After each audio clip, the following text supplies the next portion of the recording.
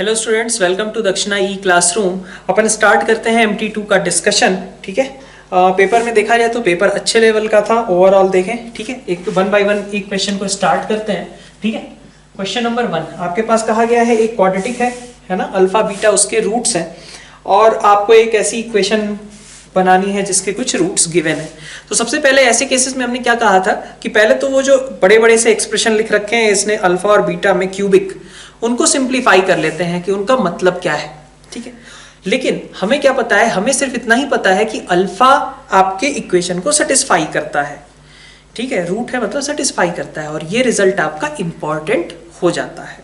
ये चीज करी थी कि अल्फा अगर इसको सेटिस्फाई करता है तो इसका मतलब हो गया कि alpha square minus 2 alpha plus 3 is equal to 0 और similarly beta square minus 2 beta plus 3 is equal to 0। अब अगर हमें इक्वेशन परफॉर्म करनी है जिसके रूट्स हैं आपके alpha cube minus 3 alpha square plus 5 alpha minus 2, तो पहले तो इसको सिंप्लीफाई कर लें। भाई अल्फा निकाल तो सकते नहीं, अल्फा अपना कुछ गंदा सा बनेगा। तो अपन क्या करेंगे, अपन इसको इसमें सब्स्टिट्यूट करते हैं और देखते हैं कि ये सिंप्लीफाई होकर के क्या फॉर्म करता है। ठीक है, तो आपको जो रिजल्ट पता है, आपको यहाँ पे रिजल्ट क्या पता है वो देख लीजिए। सबसे पहले alpha square minus 2 alpha plus 3, मतलब अगर इसमें से मैं अल्फा को कॉमन ले लूं, है ना, अल्फा को यहां से कॉमन ले लूं मैं, तो कितना आएगा alpha square minus 2 alpha plus 3, तो अल्फा क्यूब आपका हो गया, 2 अल्फा स्क्वायर का भी जुगाड़ कर लिया आपने और 3 अल्फा भी आ गया। बचती बात क्या है आपके पास, minus alpha square plus 2 alpha minus 2, इतना ही बचता है ना। ठीक है, इतनी बात। Okay, minus 2 alpha square minus alpha square 3 बन जाएगा, 3 अल्फा यहाँ था, 2 अल्फा और मिल गया, माइनस 2 का और जुगाड़ हमें करना है। तो ये चीज तो एनीवे आपकी कितनी थी, 0 के बराबर थी, तो ये टर्म आपका खत्म हो गया। कम से कम इतना तो कर पाए ना आप कि इस क्यूबिक को आपने क्वाड्रेटिक में बदल लिया। This term is 0, so this all goes down to minus alpha square plus 2 alpha minus 2, right. अब यहां से आप बोल सकते हैं, यहां से आपको ये भी दिख रहा है कि अल्फा स्क्वायर माइनस 2 अल्फा की वैल्यू कितनी है, -3 के बराबर। तो अगर इसको आप -3 कंसीडर करते हो तो इसका मतलब ये इतना पोर्शन क्या हो गया, ये +3 हो गया कि नहीं। माइनस कॉमन ले लें, अल्फा स्क्वायर माइनस 2 अल्फा, तो ये आपका +3 हो गए, -2 भाई साहब यहाँ बचा हुआ था, मिल गया 1 हो गया ये। तो ये जितना भी लिखा हुआ है सारा कचरा अगर सिंप्लीफाई किया जाए तो कितना बन जाता है आपका, सीधा 1 के बराबर आ जाता है। फिर दूसरा इसी तरीके से आप इसको सिंप्लीफाई कर लीजिए। दूसरा वाला एक्सप्रेशन क्या है आपका, beta cube minus beta square plus beta plus 5, यही है ना। अब आप इसमें भी अगर भाई अल्फा अगर इसको सेटिस्फाई करता था तो बीटा के लिए भी सेम तरीके का बन जाएगा कि भाई beta square minus 2 beta plus 3 is equal to 0, इसी को यूज करना है, करो यूज। ठीक है, तो फिर से आपने क्या किया, इसको beta square minus 2 beta plus 5 ऐसा लिख दिया। ठीक है, क्योंकि 0 तो यही बनाने वाले हैं। तो बीटा क्यूब आ गया, माइनस का 2 बीटा स्क्वायर आ गया। ठीक है, तो आपको क्या चाहिए, एक बीटा स्क्वायर ऐड करना पड़ेगा। 5 बीटा यहाँ था तो आपको -4 बीटा करना पड़ेगा। ठीक है, और प्लस 5 और बचा रहा। तो ये चीज़ तो चलिए, अच्छा सॉरी हमने 5 यहाँ पे कर दिया जबकि ये 3 था, तो 3 बीटा कर लेते हैं, है ना। और यहाँ आपका 2 बीटा, ठीक है अभी सही है, 3 बीटा यहाँ से और यहाँ से -2 बीटा। ये टर्म आपकी 0 के बराबर है, इसको आपने कर दिया 0, तो आपके पास बचता कितना है, सिर्फ ये एक्सप्रेशन। अब आप देख सकते हो कि beta square minus 2 beta plus 3 अगर 0 था, दैट मीन्स कि this whole boils down to 2 only. तो ये आपका कितना लिखा हुआ है, 2 लिखा हुआ है। तो बस क्या था, आपको एक इक्वेशन फॉर्म करनी है जिसके रूट्स क्या होंगे, 1 और 2। इसको आप एक और मेथड से कर सकते थे, जिस मतलब यूज तो वही किया है, बट आप ऐसे भी कह सकते थे कि हमने ये सीखा था फंडामेंटल्स में ना, कि अगर आपसे कहा जाता था कि x is equal to 1 plus root 5 है ना, ऐसा कुछ, और आपको बताया गया कि भाई आप ये वैल्यू निकाल के दो हमें, x की power 4 minus 3x cube plus 5x square, है ना, -7x प्लस 6, ऐसा निकाल करके दो, कैलकुलेट करो। तो आप क्या करते थे, यहाँ से एक क्वाड्रेटिक बनाने की कोशिश करते थे, है ना, और क्वाड्रेटिक बना करके इसको डिवाइड कर देते थे और कहते थे हम कि ये जो एक्सप्रेशन को डिवाइड करने पे जो रिमाइंडर आएगा हमारा आंसर एक्चुअली क्या होगा, उसके बराबर ही होगा। तो आप ऐसे भी कर सकते थे कि alpha square minus 2 alpha plus 3 से इसको डिवाइड कर देते, आपके पास जो भी बचता वो रिमाइंडर 1 को एक्सप्रेस करता। इसी तरीके से आप इससे इसको डिवाइड कर देते, जो भी आपके पास फाइनली बीटा में लीनियर वगैरह बनती वो इस वैल्यू को रिप्रेजेंट कर रही होती, ऐसा भी कर सकते थे आप। ठीक है, तो अब आगे तो आपको दिख रहा है कि एक आपकी √1 है, दूसरी √2 है, तो आपको इक्वेशन बनानी है बस। ठीक है, नेक्स्ट देखते हैं अपन क्वेश्चन नंबर 2। क्वेश्चन नंबर 2 में आपसे कहा जा रहा था कि find the ratio of roots of equation x² plus 2bx plus c। Okay, और पहले वाले के लिए कहा है कि this quadratic is greater than और equal to 0 for all x belongs to r। मतलब d के बारे में कुछ कहा जा रहा है कि इसका डिस्क्रिमिनेंट कुछ पर्टिकुलर टाइप का होगा। ठीक है, तभी तो कोई क्वाड्रेटिक ऑलवेज पॉजिटिव हो सकता है। तो आइए इसके बारे में देखते हैं कि इसका डिस्क्रिमिनेंट है क्या। डिस्क्रिमिनेंट आपके पास कितना आएगा, 4b² into a plus c का whole square minus 4 into a² plus b² plus c², है ना, यही दिया हुआ था। तो अपन देखते हैं इसका d। तो अगर यहां से आप देखो 4 तो चलिए हट गया, बाकी आपके पास क्या बचा रह जाता है, b² into a² plus c² plus 2ac, और यहाँ पे आपके पास है a² b² 20 की power 4 b² c² a² c², यही बचा रह जाता है। a² b² आपका साफ हो गया, है ना, b² c² भी साफ हो गया। ठीक है, तो आपके पास बचा क्या यहाँ से, 2b² ac। ठीक है, ये तो कट चुका है, ये भी कट चुका है, माइनस का b⁴ और माइनस का a² c²। तो आप इसको देख सकते हो क्या लिखा हुआ है, b² प्लस ac का माइनस ac का होल स्क्वायर, ये लिखा हुआ है। ठीक है, डिस्क्रिमिनेंट क्या है आपका, माइनस b² माइनस ac का होल स्क्वायर है। इसका मतलब ये कैसा होगा, ये आपका मतलब निगेटिव तो बाहर ही है और ये आपकी ऑलवेज पॉजिटिव या फिर 0, है ना। तो ये क्वांटिटी आपकी कैसी हो गई, ये हमेशा लेस देन और इक्वल टू 0 हुआ आपके पास, है ना। ये आपका क्वांटिटी कैसा होगा, हमेशा लेस देन और इक्वल टू 0 होगा। मतलब कि ये डिस्क्रिमिनेंट निगेटिव है, और अगर डिस्क्रिमिनेंट निगेटिव है तो इसका मतलब हो गया कि क्वाड्रेटिक आपका कैसा है, always positive, because we are already aware of the fact कि हमारे पास जो लीडिंग कोफिशिएंट है x² का वो कैसा है आपका, पॉजिटिव ही है ना। तो यहां से तो सबसे पहले ये चीज निकल करके आई। ठीक, अब कहा जा रहा है कि इफ इक्वालिटी होल्ड्स, अब सोचिए आप इक्वालिटी कब होल्ड कर पाएगी भाई, ये एक क्वाड्रेटिक लिखा गया है ग्रेटर देन और इक्वल टू 0, वहां इक्वल टू 0 वाली बात भी ट्रू होती है, इक्वालिटी होल्ड करती है। मतलब वो क्वाड्रेटिक का ग्राफ कैसा रहा होगा, सोचो क्वाड्रेटिक का ग्राफ कुछ ऐसा रहा होगा ना भाई, 0 आना भी चाहिए, ऐसा नहीं कर सकते कि ऊपर ऊपर निकाल दिया, क्योंकि उसने कहा है कि इक्वालिटी होल्ड्स। तो इसका मतलब कि यहाँ 0 टच होता है, और 0 टच होने का मतलब है कि d क्या रहा होगा आपका, 0 के बराबर। तो डिस्क्रिमिनेंट 0 है, दैट मींस कि ये क्वांटिटी 0 है और b² आपका ac के बराबर है। ठीक है, इतनी बात। और फिर हम ये भी देख सकते हैं कि जो हमारी दूसरी इक्वेशन है, इक्वेशन 2 की अगर हम बात करें, ax² plus 2bx plus c, उसका d कितना है, तो उसके d को मैंने d2 बोल दिया, and it comes out as 4b² minus 4ac, so it is already 0। तो d2 आपका 0 है, d1 जो भी था वहां से आपको ये इंफॉर्मेशन पता चल गई, और उससे ये भी पता चल गया कि d2 आपका 0 था। d2 0 था, इसका मतलब कि रूट्स आपके कैसे रहे होंगे, आपस में बराबर रहे होंगे, है ना। डिस्क्रिमिनेंट 0 था, मतलब रूट्स आपस में बराबर रहे होंगे, और इसलिए रेशियो कितना हो गया उनका, 1 के बराबर हो गया। ठीक है, तो ये दोनों ही क्वेश्चंस के अच्छे क्वेश्चंस थे, मेंस ही नहीं, ऐसे क्वेश्चंस आपके एडवांस लेवल के भी थे। ठीक है, अच्छा सवाल दिया गया है दोनों ही आपका। क्वेश्चन नंबर 3 आइए देखते हैं। क्वेश्चन नंबर 3 में आपसे कहा गया है कि अल्फा बीटा आपके रूट्स हैं x² minus 8x plus a is equal to 0 के, और गामा डेल्टा आपके अदर इक्वेशन के रूट्स हैं। फिर ये भी बता दिया गया कि alpha beta gamma delta are in GP, इतना तो पता ही हो गया है जीपी के बारे में। ठीक है, कि यहाँ पे यूज कर लें। सबसे पहले देखिए x² minus 8x plus a की बात कही गई, इसके रूट्स अल्फा और बीटा हैं। दूसरी बार x² माइनस 72 कहा है और प्लस b लगा दिया और बोला कि रूट्स गामा और डेल्टा है ना। तो आप देखिए कि अल्फा प्लस बीटा तो आपका सिंपल 8 है और गामा प्लस डेल्टा आपका 72 है। अब अगर alpha beta gamma delta GP में है तो सिंपल सी बात है, ये था आपका अल्फा और दूसरा था अल्फा आर, और वहीं पे ये था अल्फा आर स्क्वायर और ये था अल्फा आर क्यूब 72। तो ये फर्स्ट इक्वेशन, ये आपकी सेकंड, दोनों का रेशियो सीधा सीधा ले सकते हैं कि दोनों का रेशियो कितना आएगा, r square. So r square is 9, r will be equal to 3, है ना, क्योंकि alpha less than beta less than gamma less than delta बता ही रखा है आपको। तो अब आर को अगर आपने 3 ले लिया तो आपके पास अल्फा की वैल्यू कितनी हो गई, 2 हो गई। इसका मतलब रूट्स आपके क्या है, 2, 6, 18 और 54। अल्फा 2 है, आर 3 है, मतलब अल्फा हो गया 2, बीटा हो गया 6, फिर ये 18 और फिर ये 54।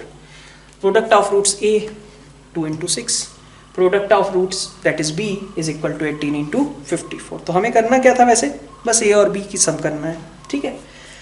आगे बढ़ते हैं। क्वेश्चन नंबर 4 में आपसे कहा जा रहा है कि एक बड़े बड़े से मॉड के इक्वेशन लिख रखे थे, ठीक है, और बोल रखा है, देखते हैं एक बार लिख करके, x square minus 3x minus 1, ठीक, का मॉड लेस देन है 3x square plus 2x plus 1 plus 2x square plus 5x plus 2, ठीक है। Set of all real values of x satisfying this and x square minus 3x minus 1 is not equal to 0, okay. तो हमें इसका solution set एक तरीके से find out करना है, ठीक है। तो अब अगर आप इसमें देखो, हमने एक चीज कही थी कि ऐसा कुछ भी बड़ा सा एक्सप्रेशन दिखे तो आपको एक कुछ चीजें नोटिस हो सकती हैं। जैसे देखो, आप इस टर्म का और इस टर्म का अगर आप डिफरेंस लोगे तो इसी के बराबर आएगा, ठीक है। इसका और इसका डिफरेंस लोगे तो इसके बराबर आएगा कि नहीं आएगा, ठीक है। ऑल्दो मैंने ये जरूर कहा था आपसे कि आप हमेशा कैसे यूज करना, आप डिफरेंस वाला मत यूज करना, हमेशा सम वाला यूज करना केस।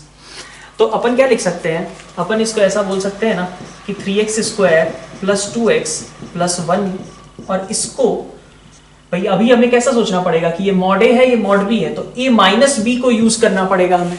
तो हमने कहा था कि a माइनस बी से ज्यादा अच्छा है a प्लस बी में बदल लो, और उसके लिए एक ट्रिक भी सिखाई थी आपको। क्या थी वो, अपन ये कहते थे कि इसको पलट करके लिख लें। अगर हम चाहे यहाँ पे मॉड ऑफ बी लिखें या मॉड ऑफ माइनस बी, कोई फर्क थोड़ी ना पड़ता है। तो यहाँ पे आपका आ जाएगा minus 2x square minus 5x minus 2। अब आप यहाँ पे x square minus 3x minus 1 लिख लो।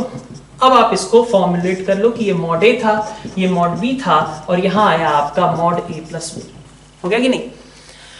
तो अब ये बात सोचिए आप, ये आपका ट्रायंगुलर इनइक्वालिटी जो हमने मॉडुलस के केस में बात करी थी वही है ना, कि mod A plus mod B is greater than mod A plus b, है ना। ये कब होता था, तो ये आपका इसके लिए रिक्वायरमेंट क्या होगी, इक्वालिटी नहीं है, यहाँ पे ध्यान दीजिएगा, ये बात यहाँ पे अच्छी है, ये मतलब क्वेश्चन को अच्छा बनाती है, ठीक है, कि mod A plus mod B is greater than mod A plus b. ऐसा कब होगा, जब आप देखो, अपन क्या लिखते थे, जब यहाँ इक्वालिटी होती थी तो सीधा सीधा बोल देते थे कि ए और बी आपके कुछ भी हो जाए, कोई दिक्कत नहीं है ना। Mod A plus mod B is greater than और equal to mod A plus B, ये आप हमेशा ट्रू बोल देते थे, ठीक है। लेकिन यहाँ पे आपको इक्वालिटी नहीं चाहिए, आपको चाहिए कि ये बड़ा हो। तो ये बड़ा कब होगा, आप खुद सोचो, ए और बी दोनों पॉजिटिव हैं, तो फिर जो ये लिखा हुआ है भाई ये भी लिखा हुआ है, दोनों निगेटिव हैं, तो फिर दोनों साइड सेम ही बात लिखी गई है। लेकिन जब ए और बी आपके अपोजिट साइंस के होंगे तब जाकर के ऐसी इनइक्वालिटी फॉलो हो पाएगी। तो इसका मतलब कि यहाँ से आपको पता चलता है कि a into b should be negative. तो आपके पास क्या आ गया कि आपका a था 3x square plus 2x plus 1, b है आपका कुछ ऐसा, है ना, और ये लेस देन 0 आना चाहिए। तो अब आपको इनइक्वालिटी सॉल्व करनी है। ये खैर कोई चिंता की बात तो है नहीं, क्योंकि 3x square plus 2x plus 1 तो आपका कैसा होगा, हमेशा पॉजिटिव होगा, d निगेटिव है इसका, ठीक है। तो ये तो आपका ऑलवेज पॉजिटिव रहा, इसको हटा ही दिया हमने। तो हमारे पास बचा क्या, यहाँ से आपके पास बचा 2x square minus 2x square minus 5x minus 2 should be less than 0। इसकी इनइक्वालिटी आपको सॉल्व करनी है, ठीक है। तो you can solve it as 2x square plus 5x plus 2 greater than 0, okay, ठीक है। अच्छा, इसमें इक्वल टू 0 भी रह जाए तो कोई दिक्कत नहीं, ठीक है भाई, a और b में से कोई एक 0 हो जाएगा तब भी कोई सच अच्छा नहीं, उसकी तो रिक्वायरमेंट नहीं आएगी, क्योंकि तब तो एक 0 हो गया तो फिर तो दोनों साइडें बराबर हो जाएंगी। हमें इनइक्वालिटी चाहिए जो कि कभी पॉसिबल है जबकि a इंटू बी आपका निगेटिव होगा ही होगा, ठीक है। आगे बढ़ते हैं अपन क्वेश्चन नंबर 5 पे। क्वेश्चन नंबर 5 में देखते हैं क्या कहा गया है। छोटी सी बात है इसमें, तो सीधा सीधा बोला गया log x स्क्वायर, ठीक है, log x square mod of x minus 1 greater than 0, है ना, is not defined for some integral values of x then sum of their magnitudes। ऐसे कौन से x हैं जो कि इस कंडीशन को मीट नहीं करते, है ना, उनमें से इंटीजर्स को हमें सर्च आउट करना है। तो देखते हैं, अब एक्स स्क्वायर तो आपका पॉजिटिव होगा ही, एक्सेप्ट कि एक्स जीरो ना हो जाए। तो सबसे पहले तो डिफाइन होने के लिए जरूरत क्या है कि एक्स आपका जीरो नहीं होना चाहिए और एक्स आपका 1 भी नहीं होना चाहिए, है ना। एक्स 1 होगा तो यहाँ आर्गुमेंट 0 हो जाएगा। तो x should not be equal to 0 और 1 से इसको वैसे बेस को भी दिक्कत थी, ठीक है। अब इसमें क्या किया हमने, 2 केसेस लिए, क्योंकि बेस आपका कैसा है, वेरिएबल है ना। तो बेस अगर आपका वेरिएबल है तो आपको केसेस लेने पड़ेंगे। देखिए क्या आ गया, ये आपके पास केस 1 कि आपका एक्स स्क्वायर जो है जब वो 1 से बड़ा है ना। तो जब बेस आपका 1 से बड़ा होगा तो आप इनइक्वालिटी मतलब सॉल्व करने के लिए जब लॉग को रिमूव करते हो तो क्या करोगे, कुछ नहीं, सिंपल तरीके से रिमूव कर दिया ऐसे ही, ठीक है। Mod of x minus 1 is greater than x square raise to power 0। कोई इनइक्वालिटी में चेंज नहीं होगा, इस समय इनइक्वालिटी मेंटेन्ड रहेगी। तो मॉड ऑफ x माइनस 1 आपका ग्रेटर देन 1 आया, इसका मतलब कि x का सोल्यूशन क्या लिख सकते हैं हम, x आपका कैसा होना चाहिए, इससे सोल्यूशन निकाल सकते हो कि x should be less than 0 और x should be greater than 2, but your x square should also be greater then 1। ये भी चाहिए ना आपको, तो ऐसा x चाहिए जो कि इसको भी सेटिस्फाई करे, इसको भी सेटिस्फाई करे। तो x ग्रेटर देन 2 तो करेगा ही करेगा, लेकिन साथ में x लेस देन -1 भी करेगा। तो x बिलोंग्स टू आ गया माइनस इंफिनिटी से -1 यूनियन 2 से इंफिनिटी। ये ऐसा x है जो कि इस पूरी कंडीशन को मीट करता है। फिर आते हैं केस 2 पे। केस 2 में आपसे कहा गया कि x स्क्वायर आपका लेस देन 1 है। लेस देन 1 मतलब 0 से बड़ा तो होगा ही होगा, है ना।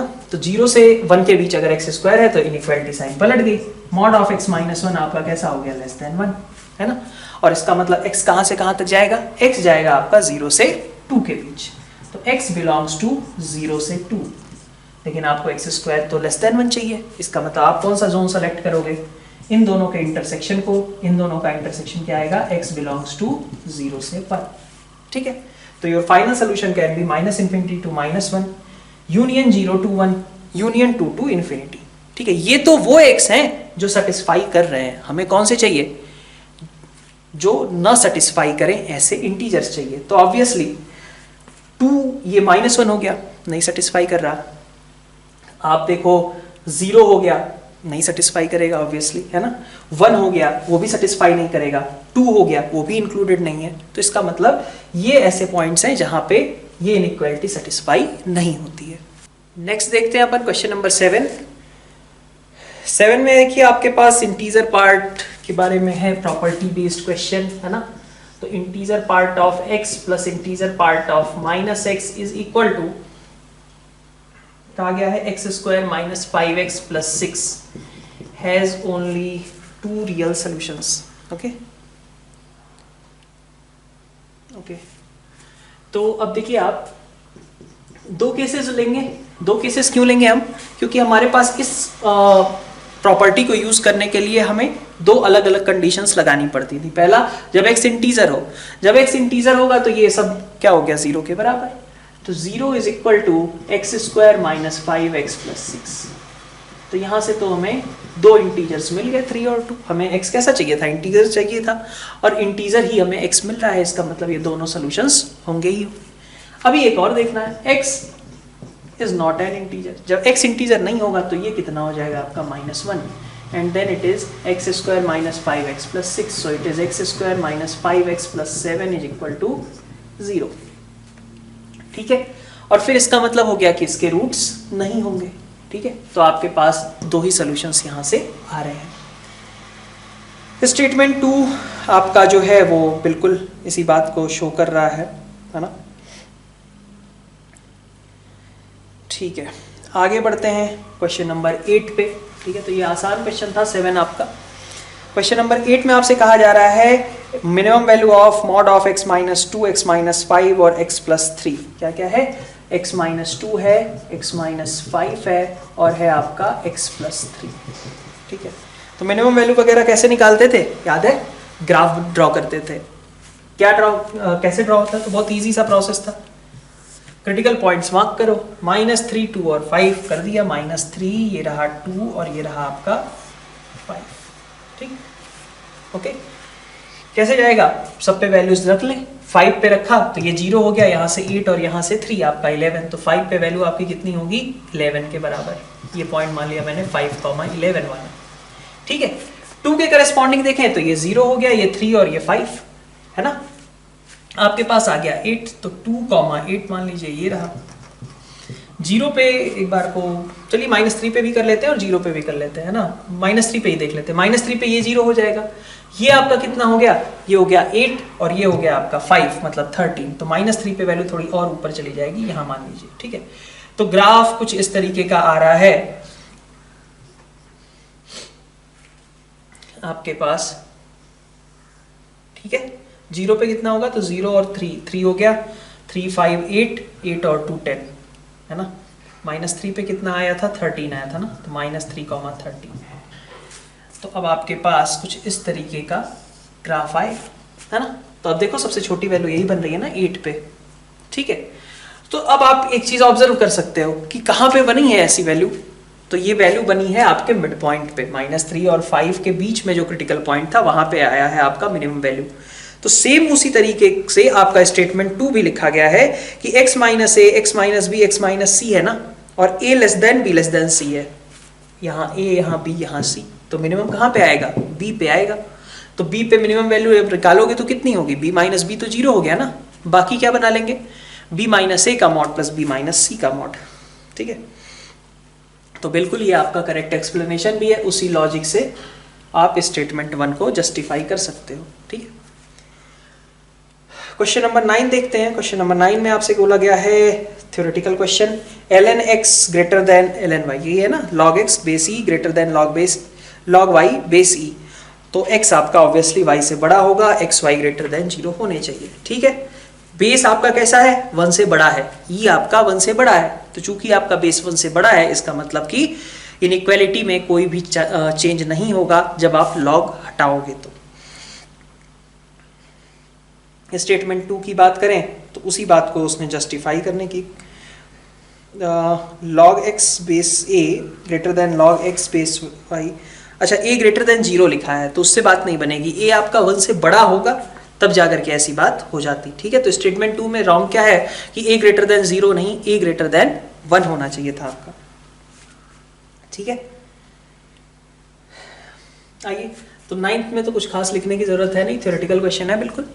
क्वेश्चन नंबर 10 पे आते हैं। क्वेश्चन नंबर 10 में आपसे कहा जा रहा है set of real values of p for which this equation has exactly 2 solutions px plus 6, okay, और that 2x plus 3 plus 2x minus 3। क्या करना चाहिए? ग्राफ बना लेना चाहिए पहले तो आपने बना लिया मॉड ऑफ 2x प्लस 3 और mod of 2x minus 3। Critical points क्या है? तो क्रिटिकल पॉइंट्स हैं आपके -3/2 और 3/2। ओके, 0 पे वैल्यू कितनी है? 6 है ना। -3/2 एक क्रिटिकल पॉइंट है, 3/2 एक क्रिटिकल पॉइंट है। -3/2 रखोगे 0 हो गया, और ये कितना आ गया? 6 आ गया कि नहीं? 3/2 रखोगे तो ये 0 हो गया, ये कितना हो गया? 6, तो यहाँ पे भी 6। तो मतलब आपका ऐसा कुछ है सिचुएशन। ठीक है, ऐसा ही ग्राफ होगा, है ना। अब हम बात कर रहे हैं कि px प्लस 6 हमें, मतलब ये तो लेफ्ट साइड का ग्राफ बनाया, राइट साइड का ऐसा ग्राफ खींच दें कि एग्जैक्टली 2 ही पॉइंट पे इंटरसेक्शन पॉसिबल हो। तो अब कैसे हो सकता है ऐसा? तो आप ऐसे समझो कि भाई, अच्छा, ये वाली लाइन की इक्वेशन लिख सकते हैं क्या हम? जब x आपका 3/2 से बड़ा होगा, तो जब x 3/2 से बड़ा होगा तो ये वाला टर्म कैसा खुलेगा? पॉजिटिव। ये वाला भी कैसा खुलेगा? पॉजिटिव। तो ये लाइन क्या हो गई? 2x प्लस 3, और ये पॉजिटिव खुला 2x माइनस 3, दोनों का सम हुआ, क्या बना? 4x। तो ये लाइन है आपकी y इक्वल टू 4x, ये लाइन है आपकी obviously y is equal to 6, और ये लाइन है सिमेट्रिकली -4x। होगा? इतनी बात ठीक थी। तो अब आप सोचो कि अगर मैं px प्लस 6 लाइन खींच रहा हूं, ठीक है, और px प्लस 6 वाली लाइन इस पॉइंट से तो पास करेगी ना, x इक्वल टू 0 पे y इक्वल टू 6 है। उसके बाद ग्राफ कैसा होगा, तो ग्राफ अगर आपका ऐसे चला जाए, ठीक है भाई, सॉरी ये तो आपका ऐसे जाना ही आगे है ना, ग्राफ अगर आपका ऐसा खींच देता हूं मैं राइट साइड का, तो इसने 2 पॉइंट पे इंटरसेक्ट किया, ये पॉइंट तो हमेशा इंटरसेक्ट होगा ही होगा यहाँ पे 0,6, ठीक है, वो इस ग्राफ पे भी लाई करता है और px प्लस 6 पे भी लाई करता है पॉइंट 0,6, एक और पॉइंट यहाँ पे आ जाएगा, है ना। अच्छा 2 से ज्यादा तो नहीं हो सकते ना, अनलेस p 0 हो जाए, p अगर 0 हो गया तो राइट साइड भी लिखा हुआ है 6, तब तो ये लाइन आपकी सेम बन जाएगी, इनफाइनाइट सॉल्यूशंस हो जाएंगे, ठीक है। अब ये सोचो, इसके लिए जरूरी क्या है कि भाई अगर मैं सोचो यहाँ पे ये 0,6 था और मैं एक ऐसी लाइन ड्रॉ कर देता हूं, ये एक ऐसी लाइन ड्रॉ कर देता हूं जिसका slope y equal to 4x की स्लोप से ज्यादा है, थोड़ा एनालिटिकल है, अच्छा क्वेश्चन है। देखो y इक्वल टू 4x है, उससे ज्यादा स्लोप से अगर मान लो दूसरी लाइन मैंने ऐसी कोई लाइन खींच दी इस तरीके से, ठीक है, जिसकी slope y equal to 4x के बराबर ही है मान लो, तो पैरेलल लाइन खींच जाएगी, फिर ना ये लाइन इधर जाकर के इंटरसेक्ट कर ही नहीं रही, एक ही सोल्यूशन यहां पे बन रहा है फिर, ठीक है। लेकिन अगर ये लाइन जैसे ही झुकेगी तो कहीं ना कहीं जाकर के इनका इंटरसेक्शन होगा ही होगा। तो इंटरसेक्शन कब नहीं होगा, अगर आप कोई भी लाइन ले लो जो कि 4x के पैरेलल है, मतलब स्लोप p भी क्या है 4 ही हो जाए, p अगर 4 के बराबर हो गया तो इस लाइन के पैरेलल एक लाइन बन जाएगी, हमारे काम की नहीं है। और p को अगर मैंने 4 से ज्यादा लिया तो थोड़ा और ऐसे चलेंगे, ठीक है, तो हमारे पास इधर साइड में इंटरसेक्शन पॉसिबल ही नहीं होगा, हमारे पास एक ही सोल्यूशन आएगा, ठीक है। तो p अगर आपका 4 या 4 से बड़ा हो जाए तो दिक्कत हो गई, है ना। ऐसे ही इधर भी देखो सिमेट्रिकली, -4 वाली स्लोप चलेगी नहीं चलेगी क्योंकि पैरेलल हो जाएगी, है ना। -4 ठीक है से और इधर गए तो फिर से लाइन ऊपर से ही निकल जाएगी, इससे उसका इंटरसेक्शन नहीं होगा, ठीक है।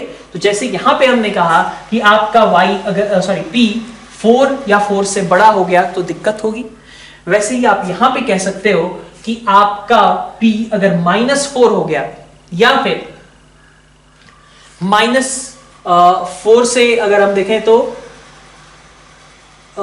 यहां पे आपके पास -∞ आएगा ना, ठीक है, ये वाला स्लोप, मतलब ऐसा देखो, अगर मैं एक इस तरीके की स्लोप लेता हूं तो उसकी स्लोप मतलब एक इस तरीके की लाइन है ना, तो इसकी स्लोप ऑब्वियसली कैसी है, -4 से ज्यादा है, ठीक है। ये वाली लाइन जो अभी मैंने ड्रॉ करी इसकी स्लोप -4 से ज्यादा है, तो इसने इसको इंटरसेक्ट किया है। अगर ये -4 या -4 से कम होगी तो ऊपर ऊपर ही निकल जाएगी। तो आपको दिक्कत कब होगी, अगर p आपका -4 और -∞ और -4 से छोटा अगर हो गया तो p हमारे लिए यूजफुल नहीं रहेगा, मतलब कि एक ही सोल्यूशन उस समय बनेगा। इसी तरीके से अगर 4 से ∞ रहा, 4 इंक्लूडेड, -4 इंक्लूडेड, ठीक है, तो भी हमारे पास 2 सॉल्यूशंस नहीं बन पाएंगे, ठीक है। तो बढ़िया क्वेश्चन है, एनालिटिकल सवाल था, टफ सवाल था थोड़ा भी अगर कहें मेंस लेवल के हिसाब से, ठीक है। तो हमें तो क्या चाहिए था, हमें चाहिए था 2 सॉल्यूशन, तो 2 सॉल्यूशन कब मिल पाएगा, जब p ऐसा ना हो। तो ऐसा ना हो तो कैसा हो भाई, -4 से 4 के बीच में। नेक्स्ट देखते हैं अपन क्वेश्चन नंबर 11th क्वेश्चन में आपसे फिर से मॉड से रिलेटेड क्वेश्चन है, सिंपल ही है ना। देखिए मॉड ऑफ x² - 5x - 7 की बात कर ली और बोला +7 है ना, और दूसरा यहाँ पे x² - 5x - 14 = 21। थोड़ा भी ध्यान से देखें तो अपन देख सकते हैं कि इसका और इसका डिफरेंस इसके बराबर है ना। और ऐसे केस में हमने क्या कहा था कि आपको ट्रायंगुलर इनइक्वालिटी का यूज करना चाहिए, ओके, ठीक है। तो आप देखो यहां पे आपके पास सबसे पहले तो फिर से यहां डिफरेंस की बात की गई है ना, तो हमें एक्चुअली डिफरेंस की जरूरत तो रहती नहीं है, हम क्या चाहते हैं कि एडिशन के फॉर्म में कन्वर्ट हो। तो एडिशन के फॉर्म में कन्वर्ट करने के लिए वही पुरानी ट्रिक का इस्तेमाल एक बार फिर से किया, इसको एज इट इज रखा, इसको लिख दिया हमने कुछ ऐसा, अब ये बन गए भाई साहब a, ये बन गया b और ये बन गया आपके a प्लस बी। तो mod a plus mod B is equal to mod a plus B. ये कब होता है आपका? तो ये चीज आपकी तब ट्रू थी जबकि a और b दोनों सेम साइन के था, है ना। तो a इंटू बी मतलब x square minus 5x plus 7 into आपका b तो ये है minus x square plus 5x plus 14 is greater than और इक्वल टू 0। ये आपका कैसा है? हमेशा पॉजिटिव है ना, क्योंकि इसकी डी नेगेटिव है। तो आपको सॉल्व क्या करना है? बस यही कि minus x square plus 5x plus 14 should be greater than और इक्वल टू 0, बस। ठीक है, तो यहां से इसका सोल्यूशन लिख सकते हैं आप। ओके, आगे बढ़ते हैं। क्वेश्चन नंबर 12 में आपसे क्या कहा गया? ln, ठीक है, ये log बेस को मैं ln बोल दे रहा हूं, है ना। ln integer part of 2x और इस पूरे का होल स्क्वायर है ना, minus ln integer part of 2x is greater then, sorry less than 0, है ना। t मान लिया, t square minus T is less than और इक्वल टू 0। तो इसका मतलब t आपका कैसा होगा? t बिलोंग्स टू 0 से 1 लिख सकता हूं मैं। t इसको मान लिया मैंने, तो t square minus T less than 0, तो t बिलोंग्स टू 0 से 1। तो आपका ln integer part of 2x जो है दैट बिलोंग्स टू 0 से 1, है ना। इंटीजर पार्ट ऑफ 2x इधर e आ गया और इधर कितना आ गया? 1 आ गया। तो इंटीजर पार्ट ऑफ 2x आपका कैसा होना चाहिए? 1 और e के बीच में होना चाहिए। जरा सोचो, इंटीजर पार्ट के लिए पॉसिबिलिटी क्या क्या है? 1 हो सकता है, हाँ हो सकता है। 2 हो सकता है, हाँ वो भी हो सकता है। लेकिन e हो पाएगा क्या इंटीजर पार्ट? नहीं ना, इंटीजर पार्ट का आउटकम तो भाई कोई इंटीजर ही रहेगा, 1 या 2। 3 तक तो बात बढ़ी नहीं रही क्योंकि e तो 2.7 होता है।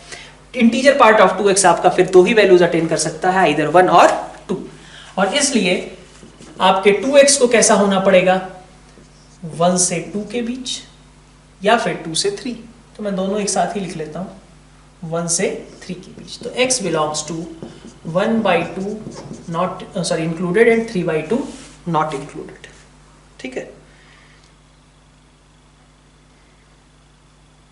ओके। आगे बढ़ते हैं। क्वेश्चन नंबर 13 में आपसे, ये तो नोट्स वाले क्वेश्चंस हैं, है ना। क्या था यहाँ पे? 3 अलग अलग क्वाड्रेटिक लिखे गए हैं, कितने minimum number of solutions, at least कितने रियल रूट्स होंगे, ये सब कहा गया है। तो अपन ये नोट्स में भी किया है, पी स्क्वायर माइनस 12 पहले वाले का, दूसरे वाले का है आपके पास आर स्क्वायर प्लस 4q, और तीसरे वाले का है आपके पास एस स्क्वायर माइनस 8q। यही है। अब पी आर और एस ये तो पॉजिटिव रहेंगे ही, ये स्क्वायर स्क्वायर जो लिखे हैं। तो क्यू पे बात बनती है। अब दो केसेस ले लिए, क्यू अगर पॉजिटिव है ना, और दूसरा कहा कि क्यू अगर निगेटिव है। तो क्यू अगर पॉजिटिव है तो इसका पता नहीं, ये कुछ भी हो सकता है, पॉजिटिव भी नेगेटिव भी। लेकिन भाई D2 तो पॉजिटिव होगा, D3 के बारे में भी नहीं कह सकते क्योंकि दिस में भी पॉजिटिव दिस में भी negative, but D2 is always positive. तो जब D2 पॉजिटिव है तो उसके दो रियल रूट्स मिलेंगे ही मिलेंगे। और जब Q निगेटिव हो गया तो इसके बारे में नहीं पता, लेकिन ये दोनों तो भाई रियल रूट्स देंगे ही देंगे, है ना, क्योंकि D1 और D3 पॉजिटिव भी हो गया।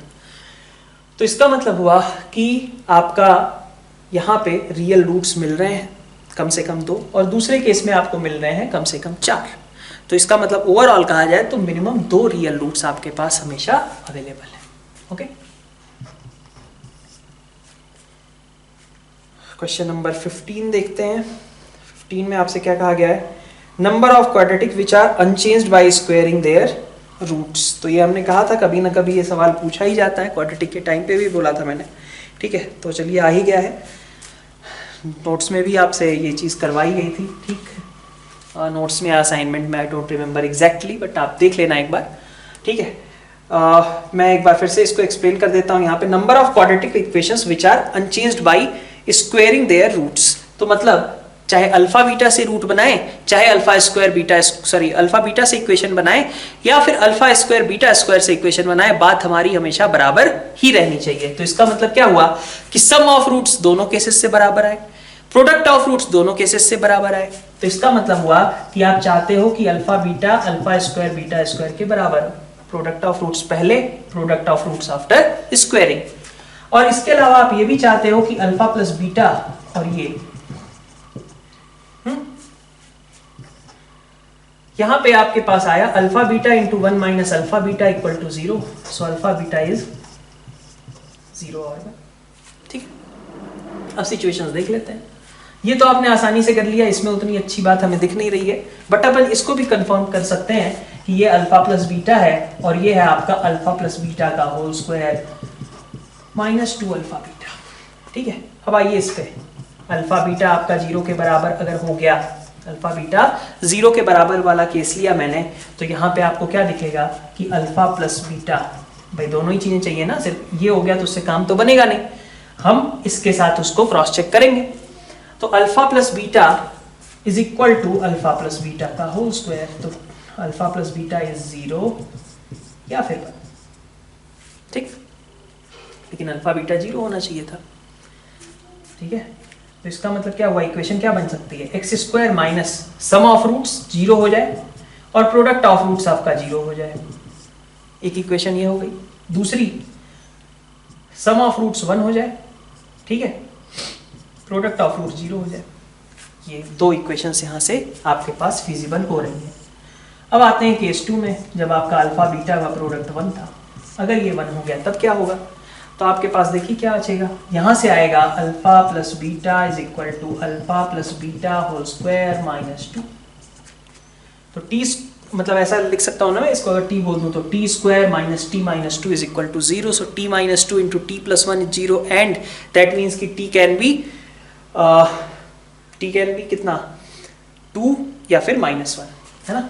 तो अल्फा प्लस बीटा यहां से निकल करके आपका आ रहा है 2 या फिर -1। ओके, क्या क्या इक्वेशन बन सकती है, x square minus sum of roots 2 लिया, प्रोडक्ट ऑफ रूट्स को 1 डाल दिया, सम ऑफ रूट्स को -1 लिया और प्रोडक्ट ऑफ रूट्स को 1 डाल दिया। तो 2 यहाँ से टोटल आपके पास ऐसे 4 इक्वेशंस बन सकते हैं। ठीक है, तो ये पहले भी बताया ही गया था कि काफ़ी इंपॉर्टेंट है, और चलिए फिर से वापस आ ही गया है यहाँ पे। क्वेश्चन नंबर 15 में देखते हैं। क्वेश्चन नंबर 15 में आपसे कहा जा रहा है कि x1 x2 आपके अर्थमेटिक हार्मोनिक मीन है, roots of this harmonic mean of the roots of this equation. Okay, ठीक है, रूट्स अल्फा बीटा हैं और उनके हार्मोनिक मीन्स को और अर्थमेटिक मीन्स को x2 एंड x1 से रिप्रेजेंट किया गया है। हमें एक क्वाड्रेटिक इक्वेशन बनानी है जिसके रूट्स x1 और x2 हों। तो सबसे पहली चीज, आप अर्थमेटिक मीन वाली बात समझते हो कि अल्फा बीटा का अर्थमेटिक मीन अगर आपका x1 कहा गया है तो इसका मतलब क्या होगा कि alpha plus beta by 2 is equal to x1, है ना। और इसी तरीके से, ठीक है, आप अगर देखें तो harmonic mean 2 alpha beta upon alpha plus beta is called as x2, है ना। ठीक है, इतनी बात। अब क्या बोला था, हाँ, x1 की वैल्यू कितनी हो जाएगी देख सकते हो, alpha plus beta is minus b by a, so it is minus b by 2a and here it is 2c by a, है ना। और नीचे आपके पास है minus b by a is equal to x2, तो x2 is minus 2c by b, x1 is minus b by 2a और x2 is minus 2c by b. So equation will be x square minus sum of roots, so minus b by 2a plus minus 2c by b into x plus product of roots, so it is b by 2a into 2c by b. Obviously minus minus आपका plus हो ही चुका है, तो ये आपके पास equation बन जाएगी question number 15 में। ठीक है, क्वेश्चन नंबर 16 पे आते हैं। 16th क्वेश्चन में देखिए क्या हो रहा है, आपसे बोला गया कि set of all values of x satisfying the inequality. What is the inequality, under root over x square minus 7x plus 6 is greater than x plus 2, right. तो इररेशनल इनइक्वालिटी से रिलेटेड है ये क्वेश्चन आपका, है ना। तो अब देखते हैं यहाँ पे कैसे सॉल्व करते थे। तो जो प्रोसेस था उसको एज इट इज फॉलो करेंगे। ठीक है, डोमेन सबसे पहले लिख लेते हैं। तो डोमेन क्या होगी, this quantity should be greater than और equal to 0। So what you will get, x belongs to minus infinity से 1 यूनियन 6 से infinity। ठीक है, अब देखिए आप दो केसेस हो सकते थे। पहला केस कि ये तो चलिए पॉजिटिव है, x प्लस 2 आपका नेगेटिव हो जाए। तो अगर x प्लस 2 आपका नेगेटिव हो गया तो फिर कुछ सॉल्व करने की जरूरत ही नहीं है। आपका ये इनइक्वालिटी ऑब्वियसली वैलिड होगी ही होगी। तो केस 1 जब x प्लस 2 आपका निगेटिव है, मतलब x इज लेस देन -2, ठीक है। तो केस 1 ये आ गया। केस 2 पे आते हैं, जब आपका x प्लस 2 पॉजिटिव है, और इस सिचुएशन में हम क्या करेंगे, मान लीजिए यहाँ पे इक्वालिटी भी मैंने कंसीडर कर ली, ठीक है। अब मैंने कहा कि x प्लस 2 ग्रेटर देन और इक्वल टू 0 हो, तो हम ये केस देख लेते हैं यहाँ पे कि हमारे पास इन दोनों साइड स्क्वायर करना पॉसिबल है, because both sides are positive. So x square minus 7x plus 6 is greater than x square plus 4x plus 4। X square साफ हो गया, बाकी बचा यहाँ पे आपके पास माइनस 11x ग्रेटर देन -2, तो आपके पास आ गया x लेस देन 2/11, ठीक है। और ये सब हम कब कर रहे थे, जब x आपका ग्रेटर देन और इक्वल टू -2 था। तो इन दोनों का आपको इंटरसेक्शन लेना पड़ेगा। इन दोनों का इंटरसेक्शन आपके पास क्या आएगा, x बिलोंग्स टू -2 से लेकर के 2/11 तक, ठीक है। और यहां था आपका x लेस देन -2, दोनों का आपको क्या करना है, यूनियन। तो x कैसा हो जाएगा आपका, -∞ से -2 यहाँ पे कवर हो गया, -2 से 2/11 इधर कवर हो गया। तो इट इज -∞ से लेकर के 2/11, लेकिन आपको इंटरसेक्शन लेना होगा इस डोमेन के साथ। आ रहा है, तो इसका मतलब कि -∞ से लेकर के 2/11, यही आपके पास सोल्यूशन इसका क्रिएट हो जाएगा, ठीक है। तो ऑप्शन 1 आपका बिल्कुल करेक्ट है। क्वेश्चन नंबर 17 में अपन देखते हैं। क्वेश्चन नंबर 17 में आपसे बोला जा रहा है कि x plus y plus z आपका 5 के बराबर है, x y plus y z plus z x 3 है। So x plus y plus z is 5, but x y plus y z plus z x is 3, ठीक है। और least and largest value of x, तो इस तरीके का question आपके last paper में हमने करा भी है। देख लीजिए इस बार फिर से कि x के लिए इस बार हमने सॉल्व करना है, ठीक है। क्वेश्चन अच्छा था, हमने पिछले पेपर में भी शायद इसको सॉल्व किया है। एक बार फिर से देखते हैं अपन क्या करेंगे। सबसे पहले तो ट्राई करेंगे कि ये y और z से कुछ कम हो जाए, ठीक है। मतलब कि हम जैसे ये 3-3 है और यहाँ पे हमारे पास 3-3 अननोन्स में 2 रिलेशन है, तो पहले नंबर ऑफ रिलेशंस अपन चाहेंगे कि रिड्यूस कर लें। तो आपने जैसे मान लीजिए क्या किया कि y यहाँ पे अगर देखें आप तो एक्स वाई और जेड एक्स है ना, तो इन दोनों को मिला लीजिए। आप क्या लिख सकते हो, x into y plus z है ना, और यहाँ पे आपने लिख लिया एक वाई जेड भी है, ओके, ठीक है, इज इक्वल टू 3, ठीक है। y प्लस जेड को आप लिख सकते हो 5 माइनस एक्स, तो this one is 5x minus x square है ना, x इंटू 5 माइनस एक्स। और यहाँ पे yz की जगह पे आप क्या लिख सकते हैं, यहाँ पे आप लिख सकते हैं 5 माइनस एक्स, ठीक है, और माइनस जेड को मान लो मैंने ऐसे लिख दिया और y को एज इट इज रहने दिया, इज इक्वल टू 3, ठीक है।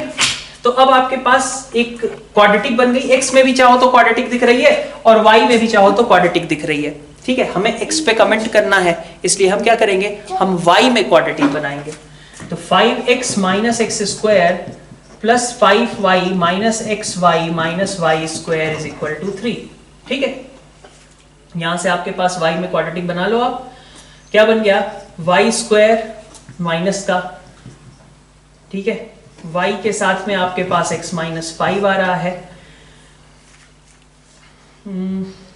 x माइनस 5, ओके, ऐसा कुछ, और प्लस आपके पास है 5x minus x square minus 3 is equal to 0, ठीक है।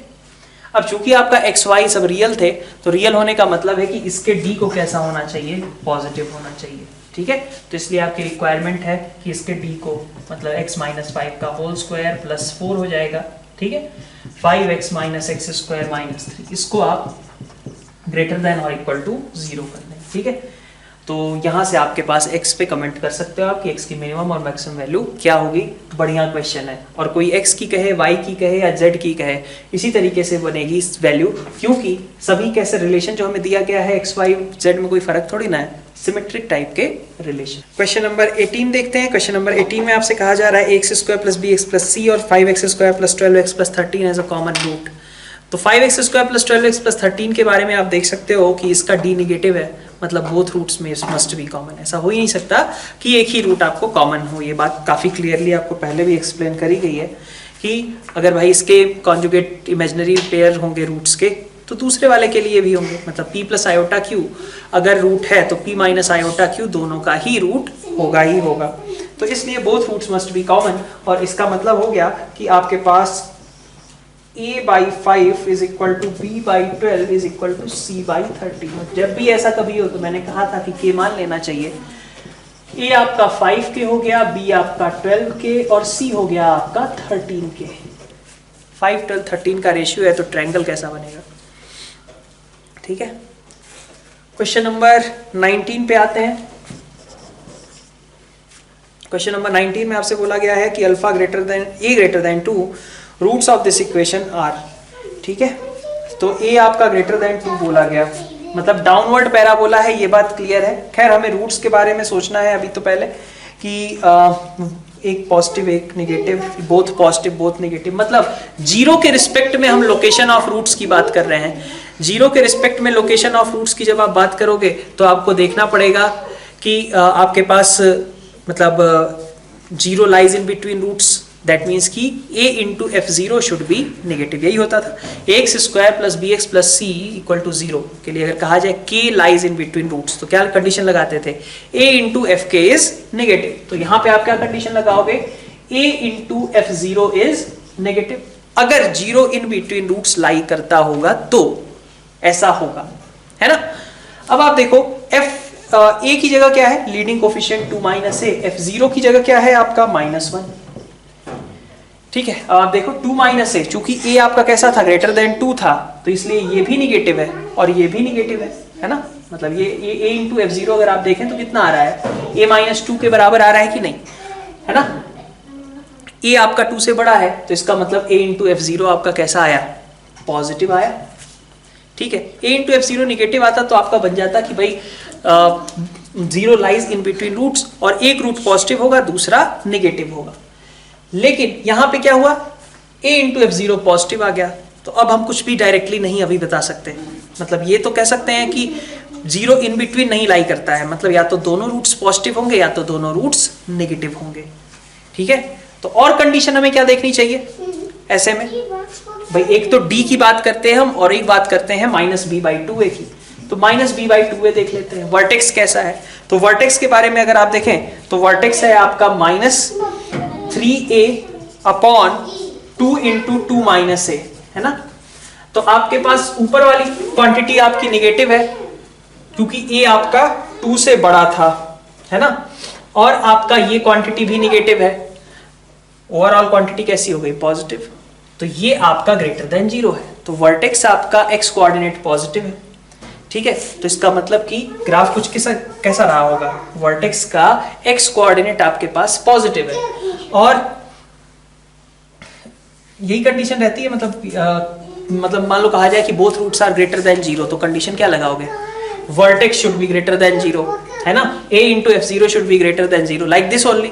तो इस तरीके से आपके पास यहाँ पे पता चल रहा है कि सिचुएशन यहाँ पे उसी के अकॉर्डिंग है। ठीक है, और इसलिए आपके दोनों रूट्स कैसे होंगे? पॉजिटिव ही होंगे। आप ऐसे भी कह सकते हो कि सम ऑफ रूट्स और प्रोडक्ट ऑफ रूट्स निकाल लो, वो भी कैसे हैं? आपको पॉजिटिव दिख रहे हैं, इसका मतलब कि both quantities are positive. Question number 20 देखते हैं। क्वेश्चन नंबर 20 में अल्फा बीटा आपके रूट्स हैं इक्वेशन के, और एक दूसरी इक्वेशन है जिसके लिए रूट्स के बारे में आपको बताना है। सिमेट्रिक ट्रांसफॉर्मेशन, ठीक है, थोड़ा सा रिवर्स प्रोसेस। तो ax square minus bx into x minus 1 plus c into x minus 1 का होल स्क्वायर इक्वल टू 0। अगर आप इससे डिवाइड कर दो तो x अपॉन एक्स माइनस 1 का होल स्क्वायर, ठीक है, b into minus x upon x minus 1 और c, यही आ जाएगा। तो मैं इसका स्क्वायर लिखूं या फिर माइनस साइन लगा के स्क्वायर लिखूं, बात तो बराबर ही है। ठीक है, तो अब देखिए क्या हो सकता है कि अपन कहते हैं ना कि भाई a alpha square plus b alpha plus c equal to 0 है, कहते हैं। तो इसका मतलब ये क्या है? अल्फा ही हो गया ना। तो minus x upon x minus 1 is equal to alpha. आपको x निकालना है, तो x के लिए अब आप देख सकते हो कि minus x is equal to alpha x minus alpha, यहाँ से minus x common, 1 plus alpha is equal to minus alpha. X आप निकाल लीजिए। ठीक है, जैसा अल्फा में आएगा वैसा ही बीटा में भी आ जाएगा आपका। ओके, क्वेश्चन नंबर 21 में देखिए, क्वाड्रेटिक इक्वेशन में प्रोडक्ट ऑफ रूट्स कहा गया है कि x1 whose roots x1 and x2 is equal to 4 and satisfying the relation x1 upon x1 minus 1 plus x2 upon x2 minus 1 is equal to 2।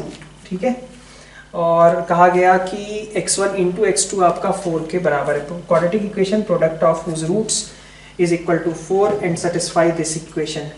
Okay, तो आइए देखते हैं यहाँ से x1 प्लस x2 की बात अगर पता चल जाए तो हम इक्वेशन लिख सकेंगे। ठीक है, क्योंकि x1 इंटू x2 तो हमें पता है, तो यूज करते हैं x1 into x2 minus x1। ठीक है, यहाँ से एक माइनस x2 भी आएगा, उसको भी मैंने क्लब कर दिया और यहाँ पे लगा दिया 2। ठीक है, और बाकी यहाँ पे 2 इंटू इधर से आप लिख लो x1 x2 minus x2 plus 1। ठीक है, 2x1 x2 2x1 x2 दोनों कैंसिल आउट हो गए, बाकी बचा आपके पास minus x2 is equal to minus 2x1 minus 2x2 plus 2। ठीक है, तो आपके पास x1 आ गया, यहाँ से x2 आ गया इज इक्वल टू 2। तो sum of roots is 2 and product of roots is 4। Now you can write down the equation. ठीक है, नेक्स्ट देखते हैं क्वेश्चन नंबर 22। क्वेश्चन नंबर 22 में आपके पास set of all possible real values of a such that this inequality greater than 0 holds for all x belongs to -1 से 3। ठीक है, तो -1 से 3 के लिए आपके पास इनइक्वालिटी ट्रू है। मतलब पहले मैं a b को जैसे भी a के टर्म्स में लिखा हुआ है उसके टर्म्स में लिखने की जगह पे डायरेक्टली सोचता हूँ। ठीक है, मान लो इसको बोल दिया मैंने अल्फा और दूसरे को बोल दिया मैंने beta, x minus alpha into x minus beta, और इसके लिए कहा गया कि दिस इज ग्रेटर देन 0। ठीक है, for all x belongs to -1 से 3। ठीक है, ऐसा ही कुछ है। तो ऐसा ही है ना कि भाई अगर मैं ग्राफिकली इसको समझना चाहूं तो -1 से 3 के बीच ग्राफ हमेशा पॉजिटिव है, ये वैसे अपवर्ड पैराबोला है। ठीक है, तो क्या क्या हो सकता है? ऐसा हो सकता है कि आपके पास ऐसे कोई ऐसा तो कहा नहीं है कि set of all possible real values holds set of all possible values of real values of a such that this inequality holds for all x belongs to -1 से 3। तो क्या क्या सिचुएशंस हो सकती हैं? कि पहली सिचुएशन तो ये हो सकती है कि ये क्वाड्रेटिक ऑलवेज पॉजिटिव हो, तो ऑलवेज पॉजिटिव होगा तो इस इंटरवल के लिए भी पॉजिटिव होगा। और क्या सिचुएशन हो सकती है? और सिचुएशन ये हो सकती है कि रूट्स जो हों आपके, है ना, वो -1 से बड़ा और 3 से छोटा। ठीक है, -1 से बड़ा और 3 से छोटा हो, तो तब तो कैसा हो जाएगा? सॉरी, तब तो आपका पूरा इस इंटरवल के लिए ग्राफ नेगेटिव हो जाएगा, इसको तो कंसीडर नहीं कर सकते, है ना। तो ये आपका रिजेक्ट हो गया। और क्या सिचुएशन हो सकती है? और सिचुएशन ये हो सकती है कि आपके दोनों रूट्स -1 से छोटे हो जाए। दोनों रूट्स अगर -1 से छोटे होंगे तो -1 से 3 के बीच में हमेशा ग्राफ कैसा आएगा? एक्स एक्सिस के ऊपर। ठीक है, या फिर दोनों रूट्स आपके, है ना, वो 3 या 3 से बड़े हो जाए। ठीक है, तो क्या क्या सिचुएशन हुई? एक सिचुएशन ये हुई जिसके लिए d कैसा होना चाहिए? Less than 0। ठीक है, d लेस देन 0। तो यहां आप इस केस के लिए समझ सकते हो कि d आपका लेस देन 0 हो जाए तो उससे भी काम चल जाएगा, है ना। लेकिन आपको ये पता है कि भाई आपके पास जो a है वो रियल है, और इसका मतलब आपके अल्फा और बीटा कैसे हैं? रियल है ना। x माइनस ए माइनस 1 और x माइनस ए स्क्वायर प्लस 2 इसी की बात की गई है। तो रूट्स तो आपके चलिए रियल हैं ही, है ना। Set of all possible values of x such that this holds for all x belongs to -1 से 3। ठीक है, मैं एक बार को इसकी क्वाड्रेटिक लिख ही लेता हूँ, है ना, तो थोड़ा ज़्यादा आसान हो जाएगा। तो क्वाड्रेटिक आपके पास लिखी हुई है x square minus A square plus a, 2 और -1 का सम 1x, और साथ में आपके पास आ गया a square plus 2 into a minus 1 और आगे ग्रेटर देन 0। ठीक है, अब मैं थोड़ा सा कैलकुलेशन यहाँ पे आप कर लेना उससे। देखो ये क्वाड्रेटिक है और ये क्वाड्रेटिक को इस इंटरवल में पॉजिटिव होना है, तो d आपका पॉजिटिव हो जाए, सॉरी d निगेटिव हो जाए तो काम चल जाएगा। ठीक है, तो एक केस तो यही हो गया, d लेस देन 0 हो जाए। दूसरे केस की बात करता हूँ, बोथ रूट्स लेस देन -1, तो both roots less than -1 location of roots लगा लेंगे आप, बोथ रूट्स लेस देन -1 हो जाए। और बोथ रूट्स ग्रेटर देन 3 हो जाएं तब भी काम चल जाएगा। तो ग्रेटर देन 3, तो इसका सोल्यूशन और इसका सोल्यूशन तीनों निकाल लीजिए और तीनों का यूनियन आपका आंसर होगा। थोड़ा कैलकुलेटिव है, लेंथी पेपर भी था। क्वेश्चन नंबर 23 में क्या हुआ कि आपसे कहा गया कि set of real values of a, one root of the equation is double of the other. ठीक है, देखते हैं क्या कहा जा रहा है क्वेश्चन नंबर 23 में। मान लीजिए कि एक रूट अल्फा है तो दूसरा 2 अल्फा है, यही तो कहा गया है। तो alpha plus 2 alpha is equal to 3a and alpha into 2 alpha is equal to f of a, right. तो आपका अल्फा कितना हो गया a के बराबर, तो एफ ए कितना हो गया आपका a स्क्वायर के बराबर। बस यही इतना आसान सा क्वेश्चन है आपका, ठीक है। 24 में देखते हैं। 24 में आपसे कहा जा रहा है कि graph of integer mod of y is equal to f x where f x is this has maximum vertical height 4। ठीक है, तो ग्राफ मैक्सिमम वर्टिकल हाइट आपकी 4 है, ठीक है। तो अब mod of y is equal to f x का ग्राफ बनता कैसे है, तो आप समझ सकते हो कि अगर मान लीजिए ये ऐसा ग्राफ था, मान लीजिए थोड़ी देर के लिए y is equal to f x का, है ना। तो mod of y is equal to f x के लिए हम क्या करेंगे, हम ये निगेटिव वाले पोर्शंस को हटा देंगे, है ना। और निगेटिव वाले पोर्शंस को हटा करके अपन मिरर इमेज ले लेते हैं, यही होता है ना, ऐसा कुछ। लेकिन इसमें तो मैक्सिमम वर्टिकल हाइट इसकी कितनी हो जाएगी, बहुत ज़्यादा हो जाएगी। तो अगर हम डाउनवर्ड पैराबोला लेते हैं तो अब देखिए क्या होगा। Mod of y is equal to f x बनाने के लिए आप इस पोर्शन को हटा दोगे, हटा दिया, और इसकी मिरर इमेज ले लोगे, यही होगा ना। तो मैक्सिमम वर्टिकल हाइट आपकी कैसी हो गई, लिमिटेड हो गई, ठीक है। तो इसका मतलब ये पक्का है कि आपका पैराबोला कैसा होगा, डाउनवर्ड होगा। और डाउनवर्ड होने का मतलब है कि ए आपको कैसा रखना पड़ेगा, नेगेटिव। आगे बढ़ते हैं क्वेश्चन नंबर 25 पे। 25 में आपसे कहा जा रहा है कि दो क्वाड्रेटिक इक्वेशंस हैं, है ना, और such that their discriminants are equal. अच्छा,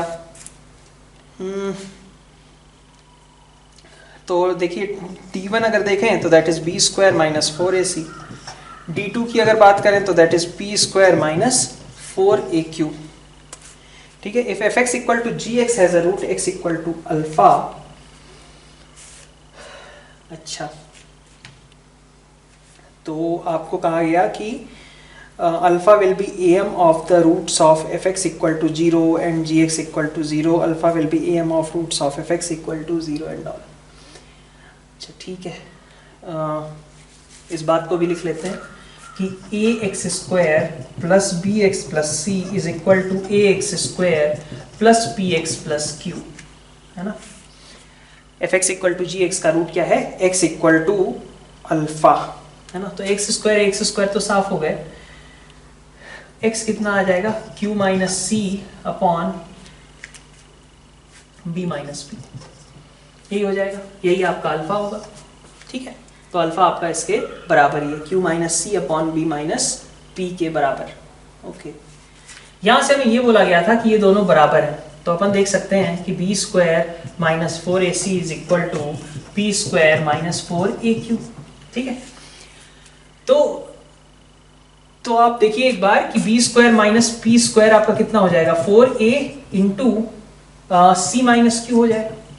अब ये मैंने इसलिए भी यूज कर लिया क्योंकि ये q माइनस सी और b माइनस पी यहां से बनने के चांसेस हैं, इसके फैक्टर में b माइनस पी, यहां से आपको q माइनस, तो चलिए फैक्टर पहले लिख ही लेते हैं, b minus p b plus P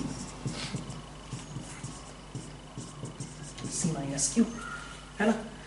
तो b माइनस पी ये चाहता है डिनोमिनेटर में रहे, तो डाल देते हैं अपन, b plus p is equal to 4a into c minus q upon b minus p, है ना। इसको मैं क्या बोल दूं, माइनस अल्फा बोल दूं, है ना। ये आपका कितना हो गया, माइनस अल्फा ही हो गया। तो b plus p is equal to 4a into minus alpha, है ना, ठीक है। तो हमें क्या करना है कि रूट्स के लिए, है ना, ओके। तो अगर fx के आप रूट्स देखें तो उनका सम कितना होगा, minus b by a. gx के रूट्स देखें तो कितना होगा, माइनस पी बाई ए, है ना। भाई अल्फा प्लस बीटा, मान लीजिए अल्फा बीटा ये रूट्स थे, अल्फा बीटा नहीं कहो, ऐसे कह लो कि पहले वाले के रूट सपोज x1 और x2 थे, तो x1 प्लस x2 आपका कितना होगा माइनस बी बाई ए, दूसरे वाले के x3 plus x4 minus p by a. तो आप देख सकते हो कि x1 plus x2 plus x3 plus x4 is equal to minus b plus p by a, यही आ जाएगा ना, ठीक है। अगर आपको AM निकालना है x1 x2 x3 x4 का, तो क्या करना होगा, बस बाई 4 कर दीजिए, तो बाई 4 कर दिया आपने यहाँ पे। So this is minus b plus p by 4a which is obviously equal to alpha, ठीक है। तो ये भी आपका बढ़िया क्वेश्चन था। यहाँ पे आपने सबसे पहले इसको यूज किया और ये वाली टर्म को यूज किया है, ठीक है। इसको यूज करके पहले आपने देखा कि अल्फा कुछ इस तरीके का आ रहा है, तो वैसी टर्म बन कैसे सकती है, जब आप ऐसे दो फैक्टर्स कर लें, इन दोनों को क्लब करके आप इस आंसर तक पहुंचे, ठीक है। तो ओवरऑल पेपर कहें तो पेपर टफ था, मेंस लेवल के हिसाब से देखा जाए तो अच्छा पेपर गिवन है, ठीक है। तो देखिएगा, इसके क्वेश्चंस को प्रैक्टिस कीजिएगा, जो भी डाउट्स हैं, ठीक है। अच्छे अच्छे क्वेश्चंस गिवन है, this is very good paper actually, you can say according to the toughness level. तो मिलते हैं नेक्स्ट डिस्कशंस के साथ, थैंक यू ऑल।